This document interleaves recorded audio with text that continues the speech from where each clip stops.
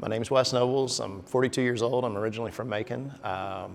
I moved away to go to college and then moved all the way across the country for a job and then moved right back when that didn't work out. And I'd always been DJing, and this was a place that I DJ'd back in the early 2000s. And the building was vacant when I moved back, and we jumped on it. We convinced the landlord that he said he was never gonna make it a nightclub again or let it be a nightclub again. I was like, look, let me do something different, and it'll work. And against every bit of odds of everybody in town saying it'll never work, it'll turn into this or it'll turn into that, I think we kind of proved them all wrong. So when I say we, it's mostly me and my parents.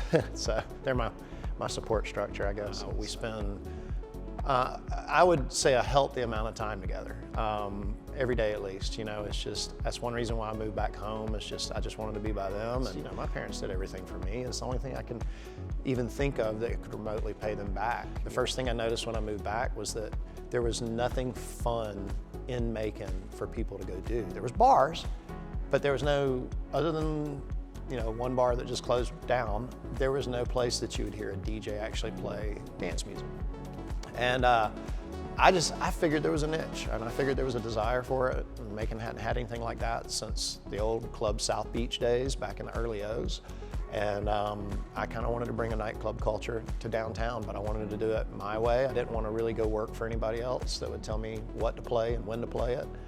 I knew I could come in here and build something that was really unique. When we walked into the building, there was nothing you see behind me other than the box and the glass upstairs. Like, the bar was down, it was just concrete, brick walls, and that's it. It's a 120-year-old building.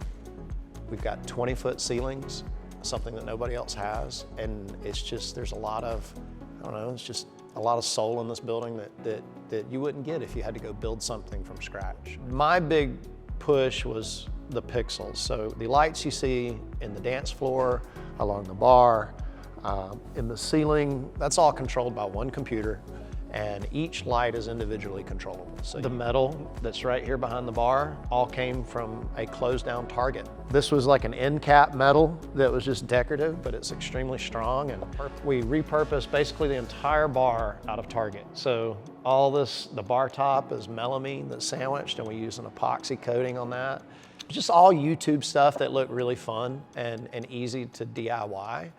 And the thing I wanted about this place is I didn't want to have stuff that everybody else had. I wanted it to be completely custom, you know, kind of like an art project that is profitable.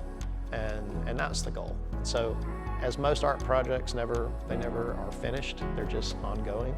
That's kind of like this place. Definitely at the beginning, there was a lot of what am I getting myself into moments. I had worked in nightclubs, and so I thought I knew the club business. I thought I knew how to own and operate one, and quickly realized there was a lot more to it than just playing music. But I knew that I had the niche that nobody else had in Macon, which was the owner is usually not the entertainment. But when the owner can be the entertainment, you end up saving a lot of money. And it was a struggle. It was a really tough struggle for the first year. And as with any business in Macon, the rumor is if you can make it 1 year, then everybody, it's like a light switch goes off, and then they all start showing up. We were trying bands, we were trying drag shows, we were trying all this stuff. And finally, it was like October, November came around the next year, and this would have been in 19. And all of a sudden, we had a consistent crowd. With way more people are gonna tell you it's not gonna work, or that they have their own idea, versus somebody just giving you a pat on the back and be like, congratulations, you did a good job. For me, my feedback is just seeing people come in the next weekend. And then it's like, okay, so the past weekend we did great. Whatever that formula was that worked, this weekend we got people in here.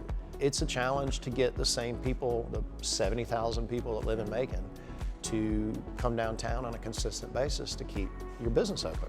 And so we constantly have to adapt to whether it's changing laws, changing fads or trends.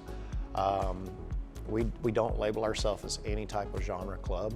We have Latin nights, we have college nights, we have just like a little bit of everything. And we don't have a dress code. We don't care. We want you to just dress how you feel like you should dress when you come to the club. Whether that's sweatpants or if that's a full suit or a tuxedo, we don't care. Like, that's up to you. That was the whole mission statement behind this place, was just to have a fun, safe environment for people where they left with a smile.